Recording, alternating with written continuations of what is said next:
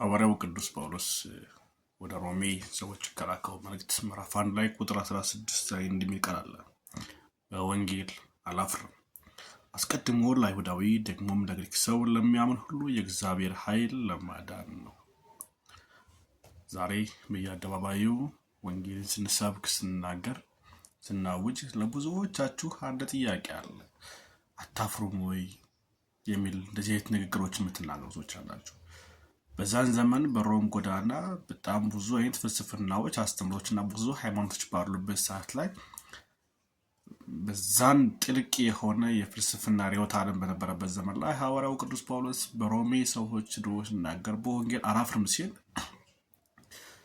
የሚያመልከው አምላክ እንደሞተ ደግሞ ከሙታን እንደተነሳ ሲናገር እንዴት አምላክ ከሆነ ሞተ የሚል ጥያቄ አንስተዋል።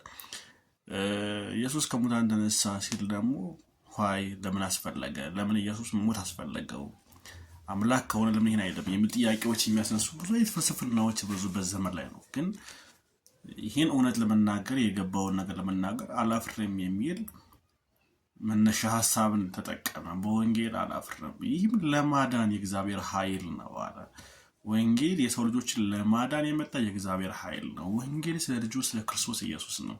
ስለ ኢየሱስ ስንናገር ማናፍረው በአደባባይ ምናልባት ሰሞኑን እንደምናየው የተነፋረቁ እያለቀሱ ስለ ኳስ ሲያወሩ፣ ስለ ፖለቲካ፣ ስለ ተለያየ ነገር ስለሆነ ነገር ሲያወሩ የማያፍሩ ሰዎች መጣው ወንጌል ስንሰብክ አታፍሩም እንዴ ይላሉ።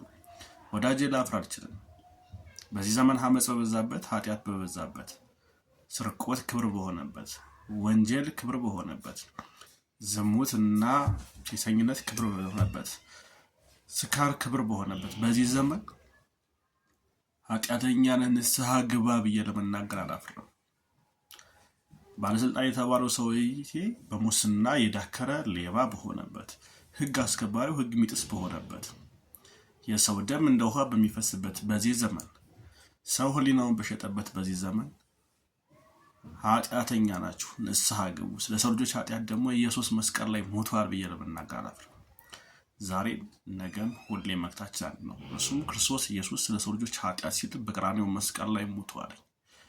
ደግሞ ሞቶ አልቀረም፣ በሶስተኛው ቀን ሞትን ድል አድርጎ ተነስቷል። 40 ቀን ለደቀ መዛሙርቱ ታይቷል። ከዛም በደብረ ዘይት በክብር ወደ ሰማይ አድርገዋል። በመላእክት ታጅቦ ሄደዋል። መላእክትም እንደመሰከሩት እንዲህ ሲሄድ ያያችሁት ኢየሱስ ተመልሶ እንዲሁ ይመጣል ሳሉ ኢየሱስ ሊመጣ በቅርብ ነው፣ በደጅ ነው። ኢየሱስ ከመምጣቱ በሩ ከመዘጋቱ በፊት ዛሬ የንስሐን እድል የሰጣችሁ ጌታ ይህን የምትሰሙት ሰዎች መልእክት ነው ለእናንተ። ይዘጋል፣ ዘመኑ ያልፋል፣ አልቋል ጊዜው፣ ነገር ሁሉ ተፈጽሟል። በእግዚአብሔር ቃል የተነገሩት ትንቢት ቃሎች ሁሉ ተፈጽሟል። ኢየሱስ ሊመጣ በደጅ ነው። ሊመጣ ያለው ክርስቶስ ኢየሱስ በእርግጥም ይመጣል። ስለዚህ ንስሐ ግቡ። ከኃጢአት መዳኛ መንገዱ ብቸኛው በክርስቶስ ኢየሱስ በማመን ከእግዚአብሔር ጋር መታረቅ ብቻ ነው።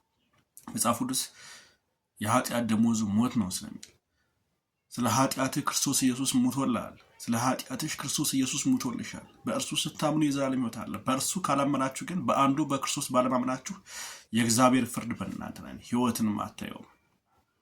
ወዳጄ ሕይወትም እውነትም መንገድም የሆነው ክርስቶስ ኢየሱስ ነው። ሌላ መንገድ የለም። ሌላ ሁሉ ውሸት ነው። ከክርስቶስ ውጭ መዳኛ ማምለጫ መንገድ የለም።